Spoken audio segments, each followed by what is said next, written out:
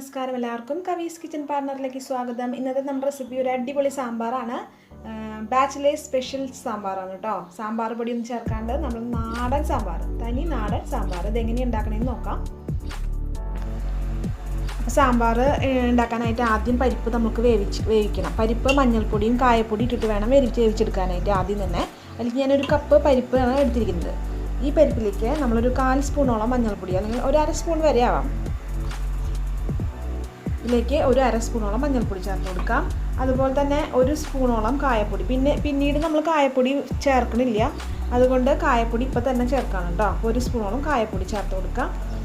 ഇതിൽ ഉപ്പ് ചേർക്കണില്ല, ഇപ്പോൾ ഉപ്പ് ചേർക്കണില്ല. ഉപ്പ് ചേർത്ത് കഴിഞ്ഞാൽ പരിപ്പ് വെന്ത് കിട്ടില്ല, കല്ലിച്ച് പോവും. അപ്പോൾ നമുക്കിതിൽ ആവശ്യത്തിന് വെള്ളം ചേർത്തിട്ട് ഒരു 2 വിസിൽ. അപ്പോൾ ഒരു കപ്പ് പരിപ്പാണ് ഞാൻ എടുത്തിരിക്കുന്നത്. അത്യാവശ്യം ഉള്ള കറിക്കുള്ള പരിപ്പ് ഇത്ര എടുത്താൽ മതി. ഇനി ഇതിലേക്ക് 1 കപ്പ് വെള്ളം കൂടി ചേർത്തിട്ട് ഇളക്കി കൊടുക്കാം. മഞ്ഞൾപ്പൊടിയും കായപ്പൊടിയും ചേർത്തിട്ടാട്ടോ അത് വേവിക്കാൻ വയ്ക്കുന്നത്. മഞ്ഞൾപ്പൊടിയും കായപ്പൊടിയും ചേർത്ത ശേഷം ഒരു 2 വിസിൽ മതി. 2 വിസിൽ വന്നാൽ ഇത് കറക്റ്റ് വേവായിട്ട് കിട്ടും. അപ്പോൾ നമുക്ക് ഉപ്പ് ചേർത്താൽ മതി കേട്ടോ. അപ്പോൾ നമുക്ക് അടുപ്പത്ത് വയ്ക്കാം. 2 വിസിൽ കേട്ടോ. അത് തുറന്ന് നോക്കിയപ്പോൾ പരിപ്പ് ഇങ്ങനെ വെന്തിരിക്കണതാണ്. അപ്പോൾ അതിൽ കുറച്ച് ഉപ്പ് ചേർത്തിട്ട്, നമ്മൾ ഉപ്പ് ചേർത്തുണ്ടായിരുന്നില്ല, ആവശ്യത്തിന് ഉപ്പ് ചേർത്തിട്ട് കുറച്ച് വെള്ളം കൂടി ഒഴിച്ചിട്ട് ഒന്ന് തിളപ്പിച്ചെടുക്കാം കേട്ടോ. അപ്പോൾ പരിപ്പ് നന്നായി വെന്ത് കിട്ടും. അല്ലെങ്കിൽ ഒരു വിസിലും കൂടി അടിച്ചെടുത്താൽ മതി. ഈ സാമ്പാറിലേക്ക് നമ്മൾ സാമ്പാർ പൊടിയൊന്നും ചേർക്കണില്ല, നമ്മുടെ വീട്ടിലുള്ള സാധനങ്ങൾ തന്നെ ഒന്ന് വറുത്ത് അരച്ചെടുത്തിട്ടാണ് ഇത് ചേർക്കുന്നത്. അപ്പോൾ നമ്മുടെ പാൻ ചൂടായിട്ട് വന്നിട്ടുണ്ട്. ഇതിലേക്ക് കുറച്ച് വെളിച്ചെണ്ണ ഒഴിച്ച് കൊടുക്കാം. ഇതിലേക്ക് ഞാനൊരു സ്പൂണോളം വെളിച്ചെണ്ണ ഒഴിച്ച് കൊടുത്തിട്ടുണ്ട് കേട്ടോ. ഇനി ഓരോന്നും നമുക്ക് വറുത്തെടുക്കണം. സാമ്പാറിലേക്ക് ആവശ്യമായിട്ടുള്ള മസാലപ്പൊടിക്ക് ആവശ്യമുള്ളത് വറുത്തെടുക്കണം. ഓരോന്നും ആയിട്ടാണ് വറുത്തെടുക്കേണ്ടത്. എല്ലാം കൂടി ഒരുമിച്ചിട്ട് വറുത്ത് കഴിഞ്ഞാൽ കരിഞ്ഞു പോകും.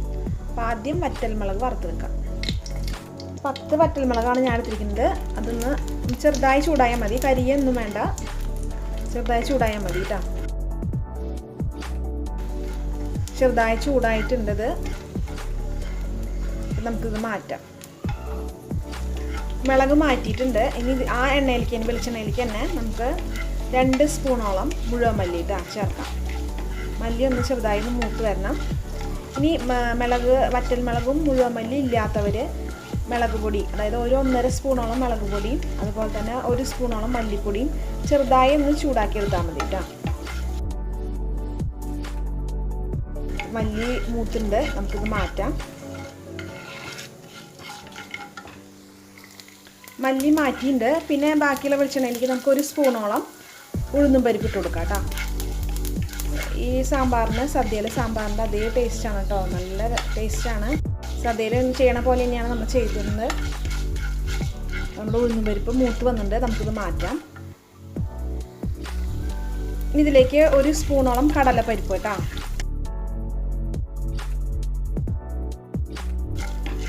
ഇപ്പോൾ മൂപ്പായിട്ടുണ്ട്, ഇത് നമുക്ക് മാറ്റാം. ഇതിലേക്ക് 1 സ്പൂണോളം സാമ്പാർ പരിപ്പ് ഇട്ട് കൊടുത്തിട്ടുണ്ട് കേട്ടോ. സാമ്പാറിന് നേരത്തെ ഉപയോഗിച്ച പരിപ്പ് 1 സ്പൂൺ കേട്ടോ. അതൊന്ന് മൂത്ത് കഴിഞ്ഞാൽ നമ്മുടെ മസാല, സാമ്പാറിലേക്ക് അരയ്ക്കാനുള്ള മസാലയ്ക്കുള്ളത് കൂട്ടിട്ട് റെഡിയായി.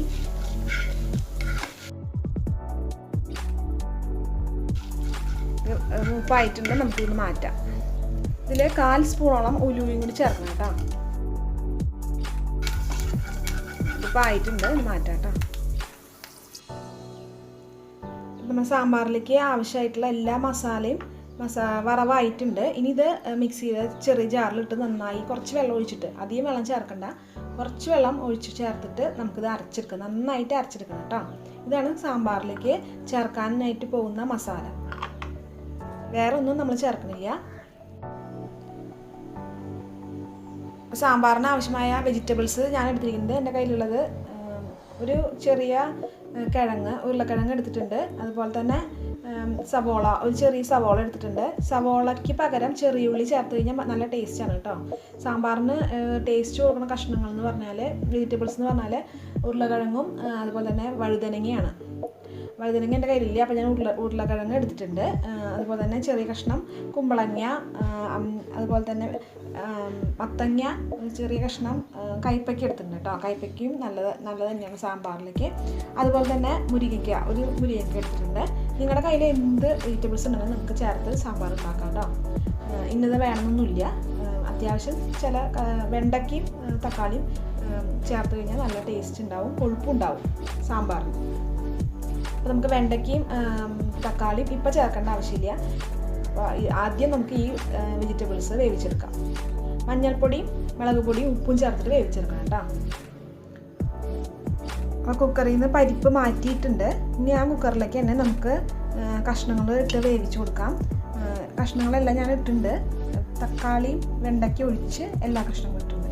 അതിലേക്ക് നമ്മൾ 1/2 സ്പൂണോളം മുളക് പൊടി ചേർത്ത് കൊടുക്കാം. അതുപോലെ തന്നെ ഒരു 1/4 സ്പൂണോളം മഞ്ഞൾപ്പൊടി കൂടി ചേർത്ത് കൊടുക്കാം കേട്ടോ. പിന്നെ ആവശ്യത്തിന് ഉപ്പും കൂടി ഉപ്പ് ചേർത്തിട്ടുണ്ട്. കുറച്ച് വെള്ളം, അതായത് കുറച്ച് വെള്ളം ഒഴിച്ചിട്ട്, ഈ പച്ചക്കറി വേവാവുന്ന വെള്ളം ഒഴിച്ചിട്ട് നമുക്ക് നിന്ന് 2 വിസിൽ വേവിച്ചെടുക്കാം കേട്ടോ. ഇതിലേക്ക് ഞാൻ കുറച്ച് പച്ചമുളക് നെടുക് കീറിതിട്ടാണ്. പച്ചമുളക് ഇട്ട് കൊടുത്താൽ നല്ല ടേസ്റ്റാണ് സാമ്പാറിന്. അതുപോലെ തന്നെ ആവശ്യത്തിന് കറിവേപ്പിലയും ചേർത്തിട്ടുണ്ട്. ഇനി 2 വിസിൽ, കുറച്ച് വെള്ളം ഒഴിച്ചിട്ടുണ്ട് കേട്ടോ. ഈ പച്ചക്കറി വേവാൻ ആവശ്യമായിട്ടുള്ള വെള്ളം ഒഴിച്ചിട്ടുണ്ട്. ഇനി ഇത് 2 വിസിൽ മതി വെന്ത് കിട്ടാൻ കേട്ടോ. പച്ചക്കറി വേകുമ്പോഴേക്കും നമുക്ക് കുറച്ച് വെളിച്ചെണ്ണ, ഒരു പാനിൽ കുറച്ച് വെളിച്ചെണ്ണ ഒഴിച്ചിട്ട് നമുക്കിത് വെണ്ടക്കായ ഒന്ന് വഴറ്റിയെടുക്കാം കേട്ടോ. വെണ്ടക്കായ ഇതിൽ വഴറ്റിയിട്ടാണ് നമ്മൾ ഉപയോഗിക്കുന്നത്. പെട്ടെന്ന് ഉടഞ്ഞു പോവില്ല വെണ്ടക്കായ വഴറ്റിയിട്ട് ഉപയോഗിക്കുമ്പോൾ. പിന്നെ നല്ല പ്രത്യേക ഒരു സ്മെല്ലും ഉണ്ടാവും കേട്ടോ. സാമ്പാറിന് നല്ല സ്മെല്ല് വരാനുള്ള കാരണങ്ങളാണ് അതൊക്കെ. ചെറുതായി ഒന്ന് വന്നാൽ മതി കേട്ടോ, ഒന്ന് വാടിയാൽ മതി. ഇതിലേക്ക് പുളി വേണം. ഒരു ചെറുനാരങ്ങയുടെ നെല്ലിക്കയുടെ വലിപ്പം അത്രയേ ഉള്ളൂ എടുത്തിട്ടുള്ളൂ. പുളി വളരെ കുറച്ച് മതി. അധികം പുളിയായ നമ്മുടെ കറിക്ക് ടേസ്റ്റ് ഉണ്ടാവില്ല. അപ്പോൾ ഒരു 1/2 ഗ്ലാസ് വെള്ളത്തിലേക്കാണ് ഞാൻ പുളി ഇട്ട് വെച്ചിരിക്കുന്നത് കേട്ടോ. അപ്പം നമ്മുടെ സാമ്പാറിലേക്കുള്ള കഷ്ണങ്ങളൊക്കെ വെന്ത് വന്നിട്ടുണ്ട്. ഇതിലേക്ക് നമുക്ക് വെണ്ടയ്ക്കയും തക്കാളിയും ചേർത്ത് കൊടുക്കാം കേട്ടോ. ഇതിൽ വെണ്ടയ്ക്കയും തക്കാളിയും ചേർത്ത് കൊടുത്തിട്ടുണ്ട്. ഇനി ഇത് നമ്മൾ അരച്ച് വെച്ചിരിക്കുന്ന മസാല ഉണ്ടല്ലോ, അതും കൂടി ചേർത്ത് കൊടുക്കാം. ഇതിലേക്ക് അരച്ച് വെച്ചിരിക്കുന്ന മസാല ചേർത്ത് കൊടുത്തിട്ടുണ്ട്. അതുപോലെ തന്നെ ഇനി ഇതിൽ ചേർക്കുന്നത് പുളിയാണ്. പുളിയും കൂടി ചേർത്തിട്ട് നമുക്ക് അടുപ്പിൽ വെച്ചൊന്ന് തിളപ്പിക്കാം കേട്ടോ. നന്നായി തിളപ്പിച്ചെടുക്കണം. ഇതിലേക്ക് പുളി ഒഴിച്ചു കൊടുത്തിട്ടുണ്ട്. അതുപോലെ നമ്മൾ വേവിച്ച് വെച്ചിരുന്ന പരിപ്പും ചേർത്ത് കൊടുത്തിട്ടുണ്ട് കേട്ടോ. പിന്നെ ആവശ്യത്തിന് ഓരോരുത്തരുടെ ആവശ്യം അനുസരിച്ച് വെള്ളം അതും കൂടി ചേർത്ത് കൊടുക്കാം. ഗ്രേവി എന്തോരം വേണം, നല്ല കട്ടി വേണോ, കട്ടി കുറഞ്ഞതനുസരിച്ചിട്ട് ഇതിലേക്ക് വെള്ളം ചേർത്ത് കൊടുക്കാം കേട്ടോ. വെള്ളം ചേർത്ത് കൊടുത്തിട്ട് വേണം നമുക്ക് അടുപ്പത്ത് വെച്ചിട്ട് തിളപ്പിച്ചെടുക്കാനായിട്ട്. അപ്പോൾ ഇതിലേക്ക് ആവശ്യത്തിന് ഉപ്പും കൂടി ചേർക്കണം. വെള്ളം കുറച്ചുകൂടി ഒഴിച്ചു കൊടുക്കാം. അപ്പോൾ ഞാൻ 2 കപ്പോളം വെള്ളം ഒഴിച്ച് ചേർത്തിട്ടുണ്ട്. പിന്നെ ആവശ്യത്തിന് ഉപ്പും ചേർത്തിട്ടുണ്ട് കേട്ടോ. ഇത് ഞാൻ അടുപ്പത്ത് വെച്ച് നന്നായി തിളപ്പിച്ചെടുക്കണം കേട്ടോ. അപ്പം നമ്മുടെ സാമ്പാർ നന്നായി അടുപ്പത്ത് വെച്ചിട്ടുണ്ട്. നന്നായി തിളച്ച് വരണം. വെണ്ടയ്ക്കയും തക്കാളി നന്നായി വെന്ത് കിട്ടണം കേട്ടോ. സാമ്പാർ തിളച്ച് റെഡി ആയിട്ടുണ്ട്. ഈ സമയത്ത് മല്ലിയില ഇഷ്ടമുള്ളവർക്ക് മല്ലിയില ചേർത്ത് കൊടുക്കാം കേട്ടോ. ചെറുതായിട്ട് അരിഞ്ഞിട്ട് ചേർത്ത് കൊടുത്താൽ മതി. മല്ലിയിലയുടെ ടേസ്റ്റ് ഇഷ്ടമുള്ളവർക്ക് ചേർത്ത് കൊടുക്കാം. ഈ സമയത്ത് ചേർത്ത് കൊടുത്താൽ മതി. ഇത് നന്നായി തിളച്ച് നമ്മുടെ വെണ്ടയ്ക്കയും തക്കാളിയൊക്കെ നന്നായി വെന്തുണ്ട്. അതുപോലെ ഗ്രേവി നോക്കുകയാണെങ്കിൽ അധികം കട്ടിയില്ല, ആവശ്യത്തിന് കട്ടിയുണ്ട് കേട്ടോ.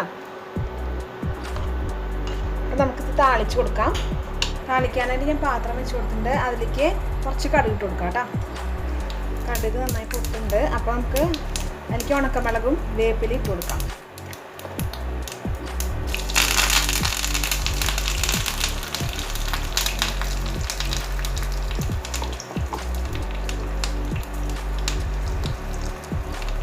ഇത് നമുക്ക് സാമ്പാറിലേക്ക് താളിച്ച് കൊടുക്കാം കേട്ടോ. ഈ സാമ്പാറിലേക്ക് ഇത് താളിച്ച് കൊടുക്കുകയാണേ.